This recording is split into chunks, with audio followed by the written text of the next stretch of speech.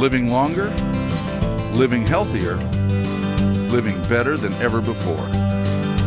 Welcome to Mountain Pacific's Healthy Living for Life, a weekly series that gives you the information, education, and expert insight you need to become an active participant in today's ever-changing healthcare climate.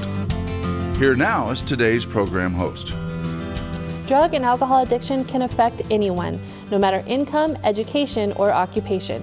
In fact, more than 21.5 million people in the U.S. have a substance use disorder, and experts anticipate that number will only get bigger.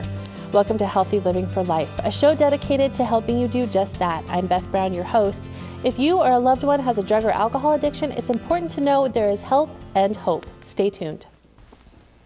Welcome back. This morning we are talking about drug and alcohol addiction. Joining us first is Jeff Quackenbush and Thomas Risberg from the Rocky Mountain Treatment Center in Great Falls, Montana. Thanks for being here, gentlemen. Thank you so much for having us. So can we just start by talking how big of a problem is this really? Let's start with alcohol. What are the alcohol rates in the U.S. and in Montana?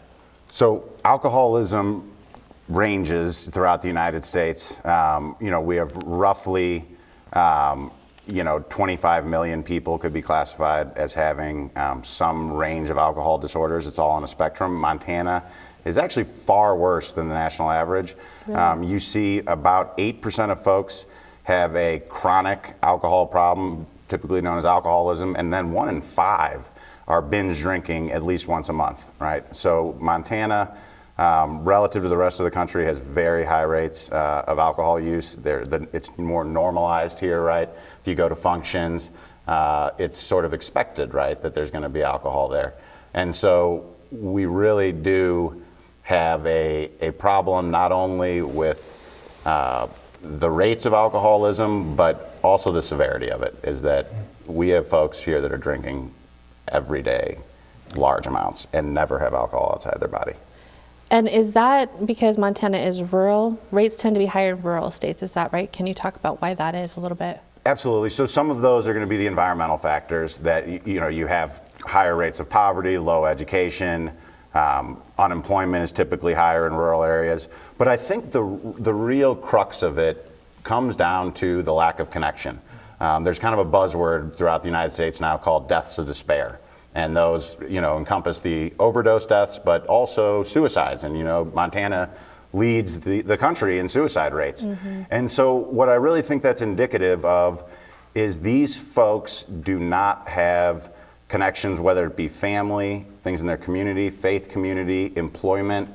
And so those all make you more susceptible to addiction and alcoholism. We say that for folks, it's a solution at the beginning, right? They're suffering from loneliness and isolation and depression, and this is a way for them to cope. And it, what starts out as a solution then, as we all very well are aware, has led to a lot of deaths and just untold pain and suffering.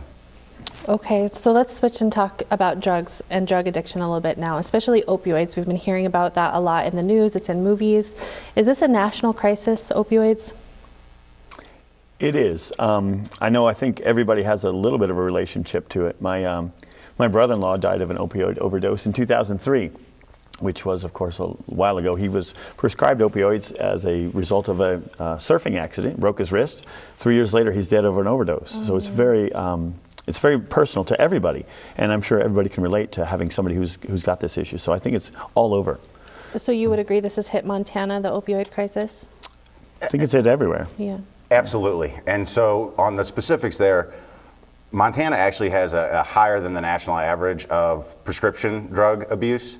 And, it's 70% of folks that get started on these, they are taking someone else's pills, right? So we kind of have this as the person in the alley, right? That's how you may think of. And that's just simply not the case, right? This is people finding it in their family's medicine cabinets. And so we really need to be aware of, they're starting to set up programs to do disposals, right? To take your prescriptions there. Because what this really comes down to is it's starting with grandma or uncle that, you know, has a broken wrist and they prescribe him 60 Oxycontins and he takes 5, right? And then a curious, you know, high schooler says, oh, I've heard about this, and there you go. Yeah. So you kind of are alluding to this already. So healthcare providers are prescribing these painkillers, these opioid-based painkillers. So if someone is prescribed this, what's your recommendation there? What are tips? So from the provider perspective, there really has been a shift, right? And prescriptions have gone down substantially in the United States. What the number one thing is awareness, right? It used to be that you would come in, you know, in very minor surgeries like wisdom teeth, and they would give out, you know, very powerful opiates in large quantities, right? They'd say, here's 60 hydrocodone, right?